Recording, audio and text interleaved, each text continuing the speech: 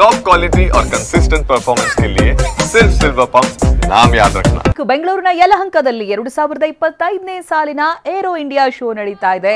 ಇಂದಿನಿಂದ ಸಾರ್ವಜನಿಕರಿಗೆ air show ವೀಕ್ಷಣೆಗೆ ಅವಕಾಶವನ್ನ ಮಾಡಿಕೊಡಲಾಗಿದೆ.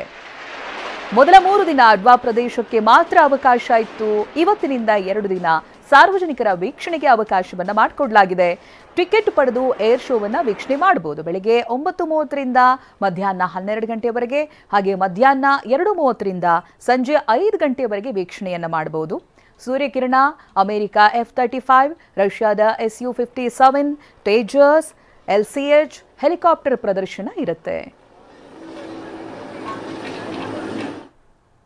ಇನ್ನು ಇದೇ ಏರ್ ಶೋನಲ್ಲಿ ಗಮನ ಸೆಳೆದಿದೆ ಛೋಟಾ ಬ್ಲಾಸ್ಟರ್. ಅಭ್ಯಾಸ್ ಹೆಸರಿನ ಮಿನಿ ಮಿಸೈಲ್ ಪ್ರದರ್ಶನ ನಡೀತಾ ಇದೆ. ಮೇಕ್ ಇನ್ ಇಂಡಿಯಾ ನಿರ್ಮಾಣದ ಅಭ್ಯಾಸ್ ಇದು.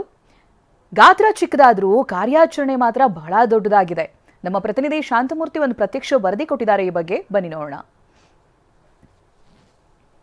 ನಲ್ಲಿ ನಡೀತಾ ಇರುವ 2025ನೇ ಏರೋ ಇಂಡಿಯಾ ಏರ್ ಶೋನಲ್ಲಿ ಸಾಕಷ್ಟು ಹೊಸ ಬಗೆಯ ಆವಿಷ್ಕಾರಗಳು ಹಾಗೆ ಆಧುನಿಕ ಟೆಕ್ನಾಲಜಿಗಳು ಎಲ್ಲರ ಗಮನವನ್ನು ಸೆಳೀತಾ ಇದೆ. ಅದರಲ್ಲೂ ಪ್ರಮುಖವಾಗಿ DRDO ನಿರ್ಮಾಣ ಮಾಡಿರುವಂಥ ಈ ಒಂದು ಅಭ್ಯಾಸ್ ಅನ್ನುವಂಥ ಮಿಸೈಲ್ ಏನಿದೆ, ಇದೀಗ ಎಲ್ಲರ ಆಕರ್ಷಣೀಯ ಕೇಂದ್ರವಾಗಿರುವಂಥದ್ದು.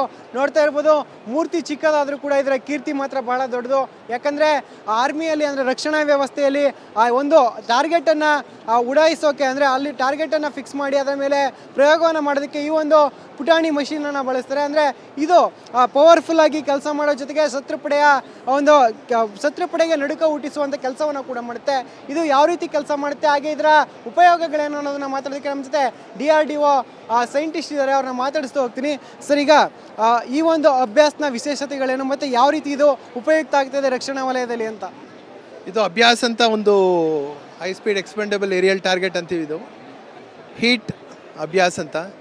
ಇದು ಮೇಲಕ್ಕೆ ಹೋಗುತ್ತೆ, ಹಾರತ್ತೆ ಒಂದು ಲಾಂಚರಿಂದ. ಆಮೇಲೆ ಮೇಲಕ್ಕೆ ಹೋಗ್ತಿದ್ದಂಗೆ ಇದು ಒಂದು ದೊಡ್ಡ ವೈಮಾನಿಕ ಒಂದು ವಿಮಾನ ಥರ ಕೆಲಸ ಮಾಡುತ್ತೆ.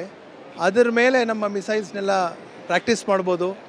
ಇದು ಒಂದು ಪುಟಾಣಿ, ನೀವು ಹೇಳ್ದಂಗೆ ಒಂದು ಪುಟಾಣಿ ಮಿಷಿನ್ ಆದರೂ ಇದೊಂದು ದೊಡ್ಡ ಮಿಷಿನ್. ಇದರದ್ದು ಟೆಕ್ನಾಲಜಿ ಟ್ರಾನ್ಸ್ಫರ್ ಕೂಡ ಆಗಿದೆ. HAL ತೊಗೊಂಡಿದೆ, L&T ತೊಗೊಂಡಿದೆ.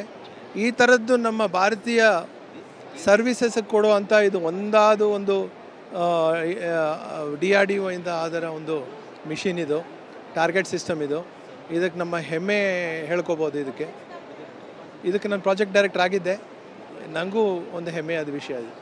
ಈಗ ಅಭ್ಯಾಸ ಅಂದ ತಕ್ಷಣ ಹೆಸರಲ್ಲೇ ಹೇಳುತ್ತೆ ಅಭ್ಯಾಸ ಮಾಡೋದು ಅಂತ. ಅಂದರೆ ಇದನ್ನು ಇಟ್ಕೊಂಡು ಯಾವ ರೀತಿಯ ಒಂದು ಪ್ರಯೋಗಗಳನ್ನ ಮಾಡ್ತೀರಾ, ಮತ್ತು ಟಾರ್ಗೆಟನ್ನು ರೀಚ್ ಮಾಡಿದಾಗ ಯಾವ ರೀತಿ ಅದು ಶತ್ರುಪಡೆಯ ಒಂದು ಆಬ್ಜೆಕ್ಟನ್ನು ಕ್ಲಿಯರ್ ಮಾಡಿಕೊಡುತ್ತೆ ಮತ್ತು ಯಾವ ರೀತಿ ಇನ್ಫಾರ್ಮೇಷನ್ ಕೊಡುತ್ತೆ ಅಂತ? ಇದು ಒಂದು ಶತ್ರು ಒಂದು ವೈಮಾನಿಕ ದಳದ ಒಂದು ಬರುತ್ತಲ್ಲ, ಅದು 100 ಕಿಲೋಮೀಟ್ರ್ವರೆಗೂ ಇದು ತೋರಿಸ್ತಾ ಇರುತ್ತೆ. ನಮ್ಮ ಮಿಸೈಲ್ಸ್ಗೆ ಹೆಂಗೆ ಪ್ರಾಕ್ಟೀಸ್ ಮಾಡೋದು ಅನ್ನೋದು ನಮಗೆ ಗೊತ್ತಿರಲ್ಲ. ನಮ್ಮ ವೈಮಾನಿಕಗಳೇ ಅಲ್ಲಿ ಕಳಿಸಿ ಪ್ರಾಕ್ಟೀಸ್ ಮಾಡೋಕ್ಕಾಗಲ್ಲ. ಇದು 100 ಕಿಲೋಮೀಟರು, ಒಂದು 10 ಕಿಲೋಮೀಟರ್ ಆಲ್ಟಿಟ್ಯೂಡ್ವರೆಗೂ ನಾವು ಇದನ್ನು ಪ್ರಾಕ್ಟೀಸ್ ಮಾಡ್ಬೋದು. ಪ್ರಾಕ್ಟೀಸ್ ಮಾಡೋದು ಒಂದೇ ಅಷ್ಟಲ್ಲ, ಇದು ಎಷ್ಟು ಮಿಸ್ ಆಗಿದೆ ಒಂದು ಟಾರ್ಗೆಟ್ನ ಅನ್ನೋದನ್ನು ಇದು ತೋರಿಸುತ್ತೆ.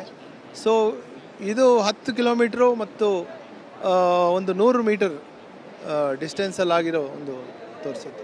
ಕ್ಯಾಮ್ರಾ ಪರ್ಸನ್ ರವಿಕುಮಾರ್ ಜೊತೆ ಶಾಂತಮೂರ್ತಿ, TV9 ಬೆಂಗಳೂರು.